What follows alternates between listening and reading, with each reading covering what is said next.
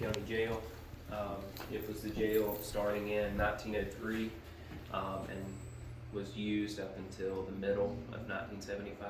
So for 72 years, they actually housed prisoners in this building. In the early years, I don't know how long exactly, how many sheriffs, but the sheriff and his family lived here in the building. So you'll notice, like you noticed outside, the bars and stuff on the windows, that's where the prisoners were. You notice there's no bars on these windows because the family lived in this bar. So everything from here over, downstairs, upstairs, that's where the family lived. Oh, I missed that part earlier. Okay, So, yeah. so this, like in this area, they would have had the parlor for the family, for the sheriff's family, and anybody that visited. And then there, that would have been like the sheriff's office. Oh, that is that picture. Yeah, so that's what this area would have been. Really in this area outside where we were just standing, it's just, it was just kind of a common entryway. There was a couple of stairwells that would lead upstairs. And then back in that corner, or kind of in that corner where you guys were set up last time, I think that was like a kitchen area that the family used. So we were set up in the kitchen. Yeah, so that's what I've heard, that area, nobody took pictures inside buildings, unfortunately, way back then, so you don't have a lot of pictures of, what it looked like inside. But, I told you guys this last time, but there used to be, the way it was split up, these are two closets now, but if you were standing here years ago, there would have been a steel staircase that went up and away, and it would take you up so you could go this direction to where all the prisoners were. So they had it barred off and everything, so everything was completely, there were bars here, bars on the other place, the other side, so there's absolutely no way the prisoners could go back and forth where the family lived. And then it's my understanding that it was somewhere in this area, there was a wooden staircase that went upstairs so that the family could go where their bedrooms are. It used to be, actually when you walked in up until the 90s when there was a fire here, when you walked in, there was like kind of a balcony up there. You could see a wall, like a half wall, and people from up there could look down and see you down here. But they closed that up in the 90s after there was a fire. So we're going through here. This, as I said, all of this on this side is where jail cells used to be.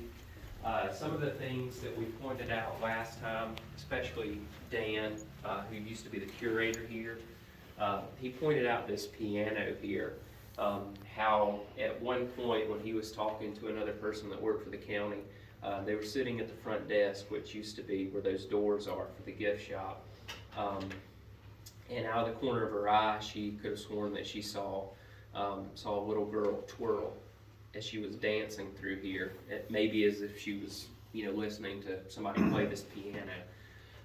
And so after he did some digging around and found a picture of John C. Calhoun's granddaughter, Floride, he found a picture of her and showed it to the lady that had seen this, and she said, that looks a lot like that little girl that I saw through here. So that would kind of make sense, that she probably, this was at Fort Hill where John C. Calhoun lived, which is over at Clemson University.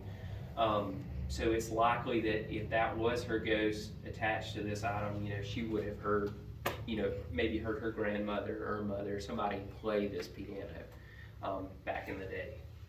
Now, I want to focus in on these pistols. Okay, here, yeah. Because I did get an apple Sure, or yeah. a stick figure. So these pistols were originally the Loyalist Captain John Hamilton, correct? Yeah, believed to be. That's the story we have behind them. That these are pistols that Andrew Pickens took from him during a siege on a fort during the Revolutionary War. So that's really all we know about those. So it's really interesting to know that you had something go on last time that could have been, involving those.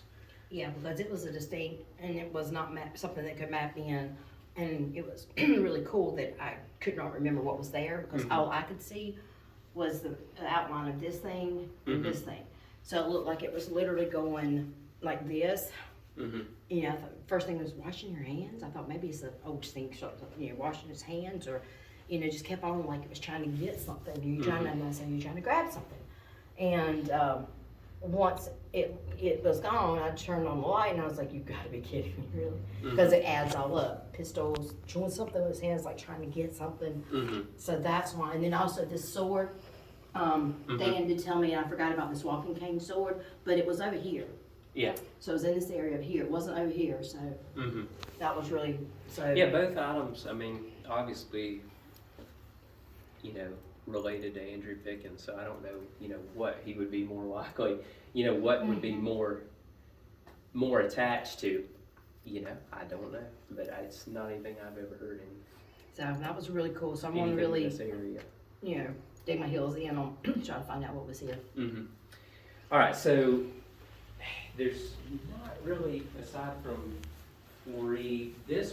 we talked about this the last time. So there's the jail cell in here, which is original to like the late 20s. They expanded the building a little bit in the 20s from right here where this pump is in the floor to the back. They expanded the building. So that's a cell that's been there since like 1928 or so. But one thing that some of the things that we've noticed in here over the years, you might hear like one key hit on the piano, and I'll remove this. I did this last time because we do it just so people won't mess with the keys, because if they can't see them, they won't mess with them. Makes sense. You know, in the days before it had a cover on it, people would hear just like a single note out of nowhere when the museum was otherwise empty. Dan mentioned last time that we were having an event and he was standing here with his arms crossed. He's got a lot of kids, and people kept wanting to mess with the piano, mess with the cover on it. And he was just standing here, just watching, just to make sure nobody was messing with anything. And he had a distinct pinch right up under the arm, and, you know, looked around, and he thought maybe a little kid had snuck around behind him, but there was nobody there. And he took a picture of it. You know, he went and took a picture in the mirror, and it had just a distinct red mark where he had been pinched. So those are the main things in here. Now this piano belonged to This was to the sheriff. Sheriff. Yeah, Sheriff McDaniel. So that's the other thing. We'll just go ahead and cover that while we're here. So Sheriff McDaniel and his family, they were the first ones to live in this building. The first sheriff to live in this building when it was built. And so you'll see that's him and his wife Sarah in the bigger picture. And then this picture shows, I think most of these people actually did live here. Dan said that when they lived here, they were actually building a house just down the street where they were going to live.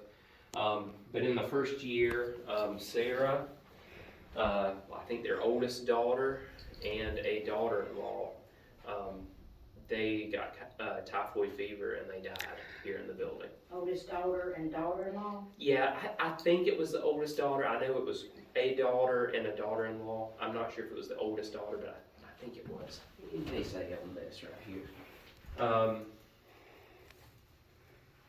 It says a daughter and a daughter-in-law. But there was 5 of them that contracted typhoid fever, but those 3 are the only ones that died. It's just 3. Somewhere in an article I read it was like 4. Remember, I thought people were sending me stuff like crazy. Yeah, more of them contracted it. You know, they thought that it was something like a sewer line leaking into the well water, something like that. But that's not been the long running story, but it may have been the truth, may not have. I don't know.